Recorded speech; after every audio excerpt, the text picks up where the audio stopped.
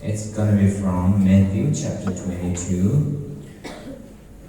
Matthew 22,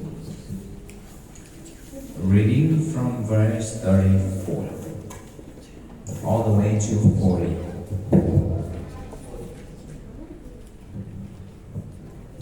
Matthew 22, reading from 34 all the way to 40.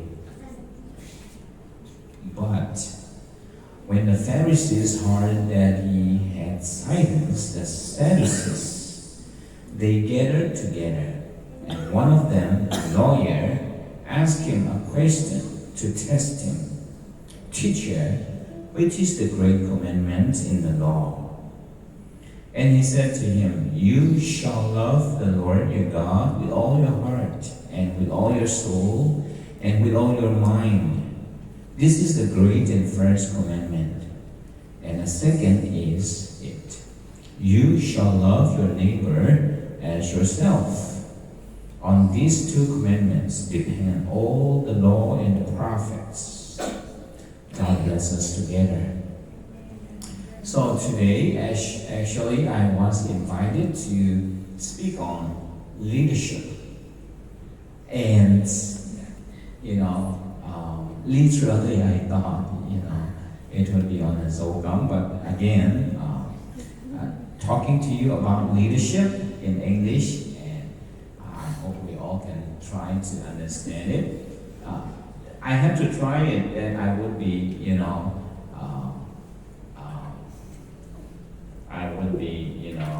able to express all that I wanted to, so that you can understand it. Here, I wanted to bring up, one thing, which is what? Love. Okay, love is the heart of leadership. That is the thing I would like to emphasize. If you go out, let's say there's a seminar, or like a 3-day kind of tendan, okay, a 3-day kind of tendan on leadership. If you go there, they will talk to you, they will teach you many things about leadership, and most of them will be very good. But they don't know, the secular people don't know the importance of love, Christian love in leadership. And they would not talk about spirituality. They would not, and they may not talk about humility. But later, these days, they started to talk about humility in leadership. But in those days, they forgot about it. They thought humility was not important. But slowly and slowly, they understood the importance of humility in leadership. But even before that, humility, there comes another point which is crucial for Christian leadership, which is love. Okay, so love is the greatest commandment. Love is the thing that we all need. And without this love, we cannot be good or competent or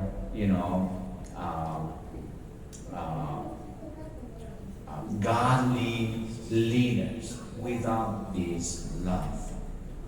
So here we have just read, the Pharisees and the Sadducees, the scholars, and then the great leaders in those days, the leaders of the Israelites, encircled Jesus, thinking that they would be able to learn about the most important thing in the law.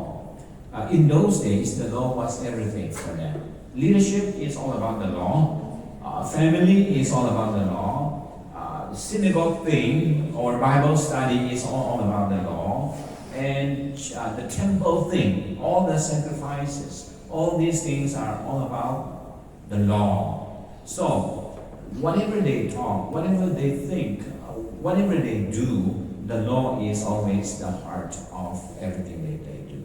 So, in order to be clearer, in order to make sure that they are doing things right, they ask this question to Jesus: what is the great, or probably the greatest commandment? So Jesus said, well, it's all about love. Commandment, if you are going to fulfill all the commandments, you have to have love. If you are going to have a godly life, love. If you are going to be you are going to have a successful life, love. Without these, you can't do anything. No, there's no way. You may be able to accomplish many things. Okay, you may even become president of the country, or the best or the richest man in the world. But without love, you are just like a sounding gong. What does it mean? Does it make any sense? No. It doesn't make any sense. Why? Just a sounding gong, right? So without love, all we do is like this. Is it a nice song? No. Is it something we can eat? Is it something we can cherish? No. If I make it for longer, the guy will say, stop it! Right? Without love, I speak, and I speak very loud, and I am just like a sounding gong. Without love, I do many things, I accomplish many things. I would be like, what? Doing nothing in the eyes of the Lord. So, love is the heart of Christian leadership. Love is the heart of our life. So Jesus said, what? Love God, which is the vertical relationship between God and us. Love God, and then love others. If you love God, you will be able to love others. In leadership, you have to love God first, and then you have to love others. This love is the foundation, the heart of leadership. By this love, you can do your leading, leading your friends, leading your family, leading your school, leading your church, leading your company, whatever. Love is the heart of it. Love God, love others. That is called vital relationship. Okay, I'm done with the first point. Okay, I have 3 other points. The first point in leadership is what? A vital relationship. Love God, vertical relationship. Love others, horizontal relationship. These relationships are called vital relationship. Leadership is actually, that the secular people will describe leadership as what? Relationship. You say you are a leader and no one follows you. What happened? You are not a leader. You are the president of something and you have no follower, right? Then you are no leader. A leader must have followers. If you're going to have a follower, then what? Relationship must be there. Leadership is not about money. It's not about success. It's not about accomplishment. It's not about getting on the top of the mountain. Leadership is about getting people reach to the top of the mountain. Helping people accomplish what God has called them for. If I'm leading you, if I'm leading you, and if I use you to accomplish my vision, then I am manipulating you. I'm not actually leading you. I am using you, which I should never do as a Christian. Leadership is not all about me, my vision, and me using you guys and to fulfill my vision. No, that's not about leadership. Christian leadership. Christian leadership is God has called you to do, His mission, to do things which are important. And God has called me, and God has called you, and I help you fulfill what God has called you for. That is leadership. You got it? So, leadership is not manipulating. In order to happen all these things, we need what? Relationship, which we call vital relationship. The second thing is voice, the voice. Okay, all four V's, V, victory. Okay. This is the sign that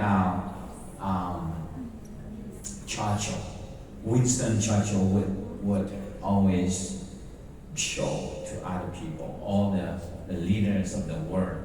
Whenever he saw them, he would be like, hi guys, victory. Even on his deathbed, the president of America visited him on his deathbed, and then even then, he couldn't even get up. He was almost, he was dying, but at least he showed this. Never gave up. Victory. Okay. So V. The first V is vital relationship. In order to have the right vital relationship or accomplish vital relationship, you have to love God first and then love others. If I love Siamai Kai, I'm not going to use him to fulfill my desire or my vision. If I really love him, I will help him fulfill his calling, right?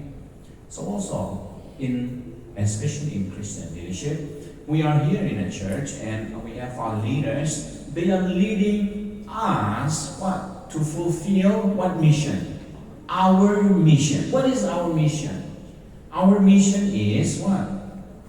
To do what God wants us to do, right? To strengthen the church, to reach out more people with the gospel. They are not just using us to fulfill their dreams. No. They are helping us fulfill the dream that God has given us.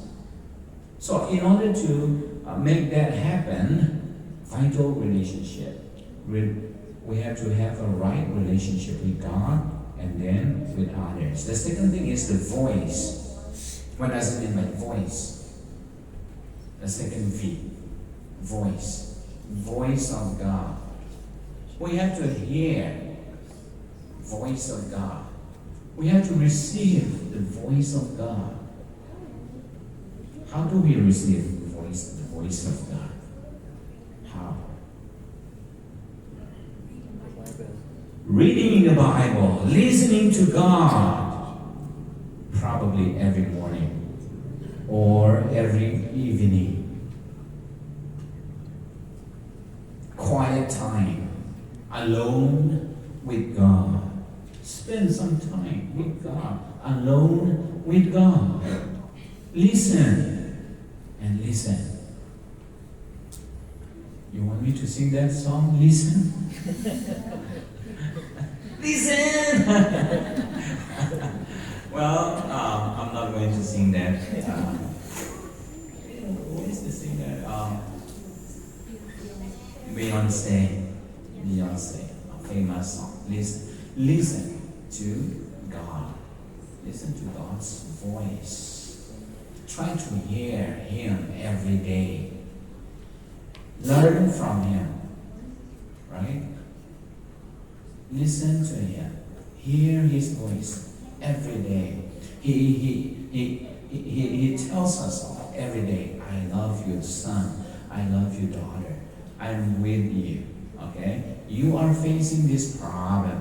Well, don't worry. I am with you. I'm going to help you through. you are facing this temptation, don't worry, okay? Try, work, be patient, try it again, try it again. I am with you. I'm teaching you many, many things as you are trying. I am with you. Voice. You are so discouraged. I know, but never give up. Try again. Try again. Okay, never give up. I am with you. I love you. And I died for you. And I sent you on a mission. You have, to accomplish the things that I have told you. You have to serve me. You have to bring the gospel to many people. Work on. Hang on. Hang on. Try again. Moses, when he first started leading, taking on that mission, he heard God. In those days, there was no Bible. No Bible at all. Not even a piece. No Bible. So what happened? God spoke to Moses through a burning bush.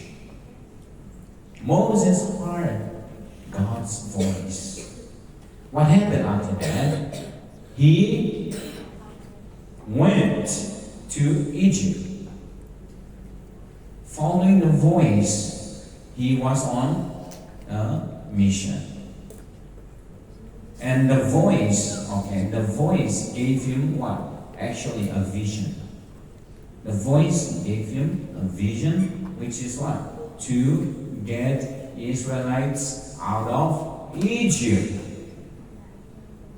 So first of all, before he acted, he heard God's voice. So you and I, as leaders, as young people who will be leading many people, even our country, some politicians might be here, some educators might be here, some company CEOs, and missionaries and pastors, and God has many things in front of us. We are launching into this. As we prepare ourselves, we have to hear this voice, God's voice, hearing from God every day. And then as we hear God's voice, as we spend time with God, then He will show a vision or a thing that He wants us to do, even more clearer and clearer. So, vital relationship is number one, and then the voice of God. And the third thing is vision from God. Vision from God. Why is vision so important? It's so important because without vision, people perish. You know that? You might be, so smart at your studies. You might be so good at singing. You guys are good. I wonder, how could you hide your talents this long? You guys should have, showed up or, practice, not practice, just, get involved in all these ministries, even much earlier, I think. They made us all wonder, right? Such a good voice, such a good singing. How could you keep quiet this long? I don't know.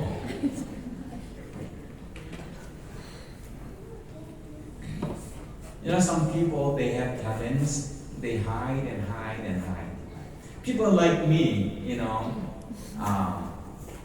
I I revealed it too much too soon that I had to I had to be quiet long ago. Okay. In those days, when I was still in high school, I thought I could sing like other people, and I play guitar, and then I used to sing solo singing, and at church. Sometimes I play for other singers. Sometimes I sing solo singing. And then one day, I think I was about to start my college at the time. One afternoon, we had a small what we call tape player. We call it cassette. Okay, it's a tape player, and there are some like button, and one is like play. You have to press it hard and play, and then right next to the button play, you see record, the red one. Okay, if you press these two together, then it records. Okay, I did that. I press it, and then I play my guitar and I sing. And I listened to my voice, and that was the last time I sang solo. And I thank God I knew it earlier. But you guys are good. You speak English even better than your mother tongue, I think. Well, my point here is what? Vision from God.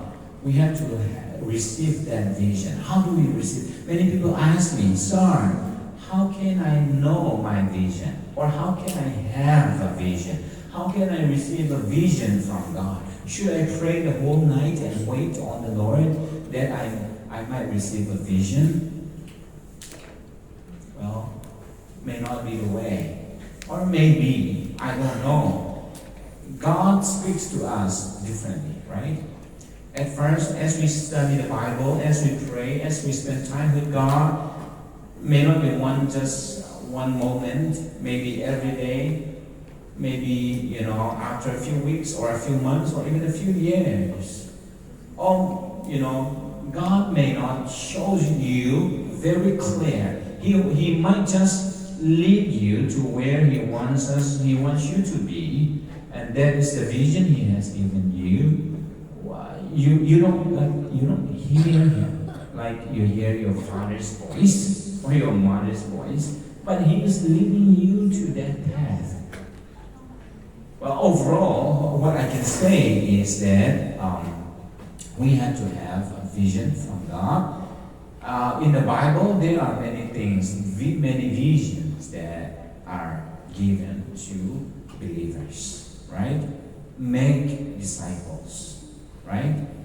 And go and preach and live a godly life, fear God, help other people, things like that. These are visions for us already given that we have to accomplish them, we have to do them. And apart from this, okay, as you wait on the Lord, either God gives you directly or God leads you to the vision or the kind of thing that He wants you to do. So receive vision from God. And the fourth and last thing is what? Values of God. We have to know the values of God. What does it mean by values of God? We know the vital relationship, which is very important, which would be the heart of leadership. And then the voice, what kind of voice we must hear, and what kind of vision we must see or we must receive. And the last point is values. What kind of things we should value? Well, values of God. I put it values of God. That means what? We must value the things that God values. What are the things that God values?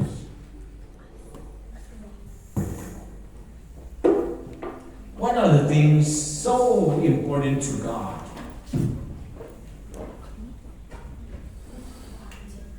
What? Heart.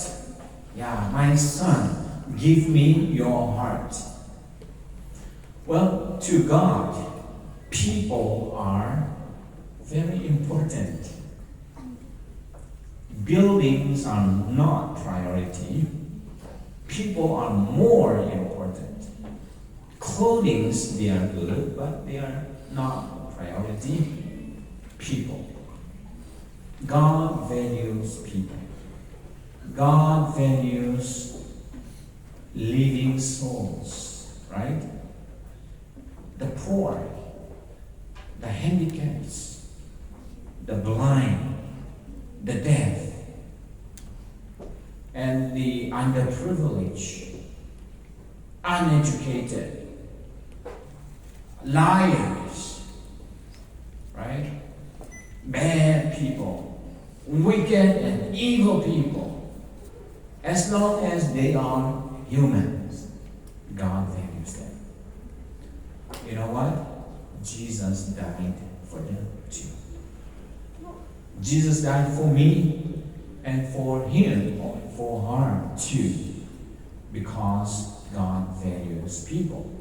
So we have to put people first in whatever we do. Okay? Let's say we take a mission trip. Okay.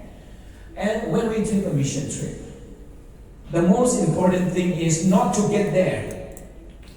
The most important is not to have some fun. The most important thing is not to help people, many people there. No. The most important thing is to care for one another. And then care, as the Lord opens the door, care for them too.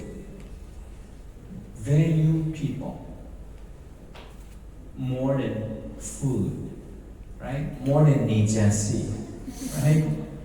When you have some nijasi, right? You're eating, and then the guy next to you is like, but do you share? Sometimes, but not all the time. And you get some cool drink. And you don't have much money though, I know, but someone next to you is like, in Jesus' name, I have right. Okay? And we don't feed them. We don't share. In our mind, to accomplish this mission, to do that thing, to get there. All for leaders, many times these things happen. Okay. For people like me, there are many things that I want to do. Okay. And sometimes, let's say, if we need 100 cement bags, okay, which would be like how much money? Let's say 10 lakhs. I said, if I have money, I said, okay, and then I just give it away. 10 lakhs for 100 bags of cement. But in the next hour, someone hungry comes.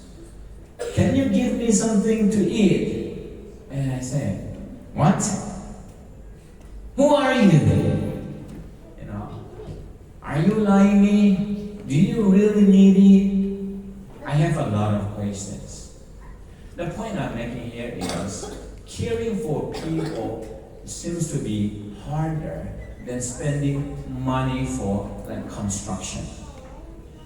Many times it happens to me, and that should not be. God values people. So in a church, our ministry is people ministry. Okay. Outside of the church, our vision should be people vision, people ministry, right? Love people. Love people. Not love, don't, not cars, okay? Not, motorcycles or not your bikes, not your shoes. Someone steps on your shoes. What? I bought it yesterday, And then you fight. You fight. And then you don't talk to the guy, for 3 weeks. These things can happen, right? Well, love people more than any other thing. So, guys, today I would like to repeat whatever I have taught. Vital relationship, and then the voice of God, the vision from God, and values of God. We have to value what God values. These 4 things are the heart of leadership, Christian leadership, and we call it spirituality, which the world, the secular people don't understand. They might have vision of their own, but our vision is the vision of God. They might value many things or one thing, we don't care, but what we value is what God values. They might receive voices from wise people, senior people, experienced people, but the voice that we are waiting for or we hear is God's voice. And all together we call it spirituality, which the world does not understand. But this is the heart of God, the heart of leadership. So, let us be spiritual. Let us be careful. Let us put these 4 things together as we launch into our future. God bless us together. Amen.